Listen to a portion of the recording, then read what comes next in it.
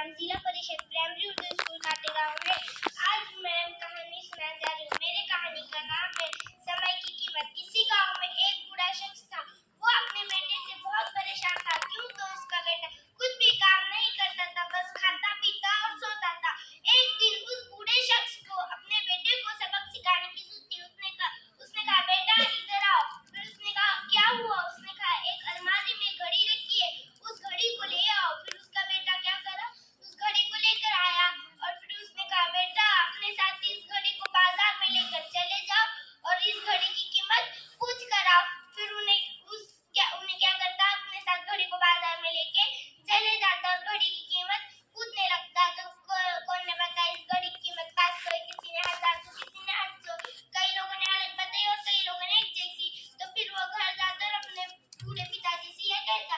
तो वो कहता ठीक है रहने दो, आप इस घड़ी को आप अलमारी में रखकर वापस चले आओ। फिर उसका बेटा वापस अलमारी में रख के चले आता और फिर दूसरे दिन उन्हें बोलता बेटा वो वापस उस घड़ी को निकाल लाओ। फिर उसका बेटा क्या करता, वापस उस घड़ी को निकाल लाता। उसने कहा बेटा अपने साथ इस घड़ी को लेकर जाओ और इस घड़ी में जो समय चढ़ा है ना उसकी कीमत पूछ के आओ।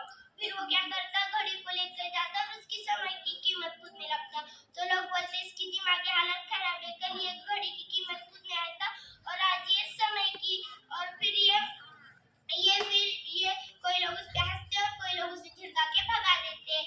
तो फिर वो क्या करता, वो एक मुंह लटकाए हुए फिर एक बूढ़े बाबा पास जाता।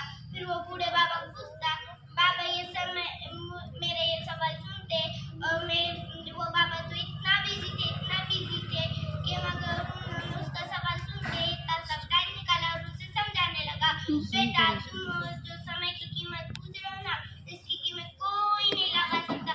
लाखों करोड़ों रुपए देकर भी तुम अपनी जिंदगी का एक सेकंड एक लम्हा वापस नहीं ला सकते। इसलिए बेटा हमारे लिए वक्त इतना अनमोल है, तुम उसकी कदर करो, वो हमारी कदर करेगा। और फिर वो तब से वो वक्त की कदर करने लगा। वो समझ गया कि वक्त कितना अनमोल है, हमारे लिए कितना ये है। और फिर वो टाइम से काम करने लगा और टाइम से पूरा ये हुआ। और फिर इस कहानी से हमें सबक मिलता है कि समय